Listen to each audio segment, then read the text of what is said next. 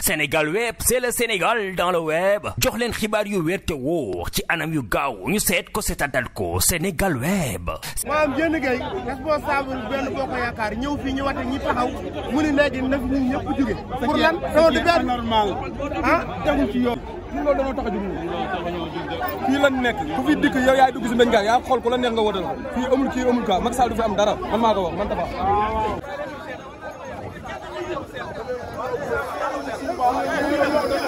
nañu bàyyi seen caaxaan yi ñoom nañu jàpp ni buñ jàppee Signor wala Moustapha Lambaye wala Cheikh Seck luñ bëgg rek ci wadi buñ ko bëggee jaxase rek loolu du fi amee ñu leen gën a taw fi nekk nañu def ndànk ci ak dal tekk ak tey ñu wati ci jàmm ak salaam bu ngoonee climaire gañ loolu mooy affaire bi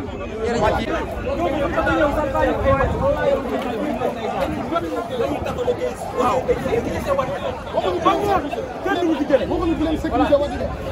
yow li ngay jël say nit di am di naaw di ñëw ñu mën a jël yow ku te di amul mën a jël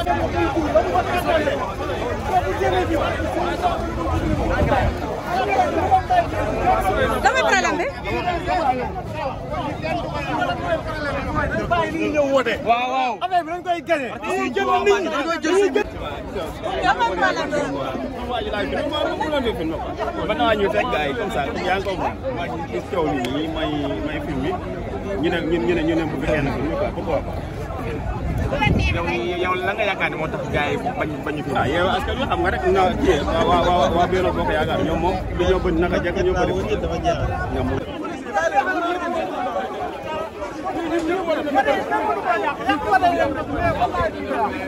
dama bëgg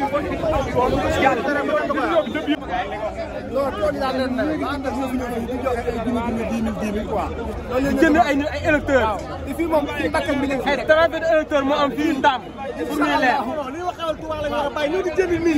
ñi amu fay nag amu fi dañu war a bàyyi rek di seen liberté total ñu la wote xam lañ neex lii buñ la gëmuñu ko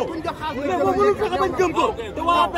jërë ngeen jëf mbokk internet di gis nañ benn bruit bu ndaw bu fi amoon sànq am ñu yëkkati kàddu ne général Diène Gueye moo ko indi loo tontu ci loolu maa ngi leen nuyu leen sant di leen gërëm man indiwuma benn bruit si élection la ñu nekk dem nañ campagne 21 jours tey di bisu élection kenn ku ne am na droit coalition bi nga am nga ñëw voté taxaw sécuriser say vote mais kenn moo amul droit nekk si benn centre de vote di influencer kenn man awuma si droit en tant que Benno Bokk Yaakaar awuma droit nit ñëw ma naan ko voteelal diw wala bàyyil diw ku nekk dañ kaa war a bàyyi si conscience am mu voté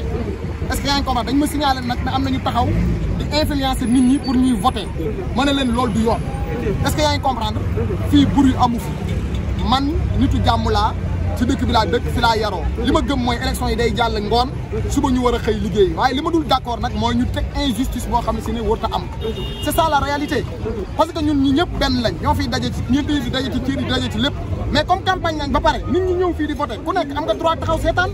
mais kenn warul ñëw nga naan ko voteelal fii wala voteel fii aw ma si droit kenn amu si droit nañ bàyyi vote bi déroulé normal bu ngoon jotee ñu wàññi kii gañe gañe bu ñu xëyee ku nekk dem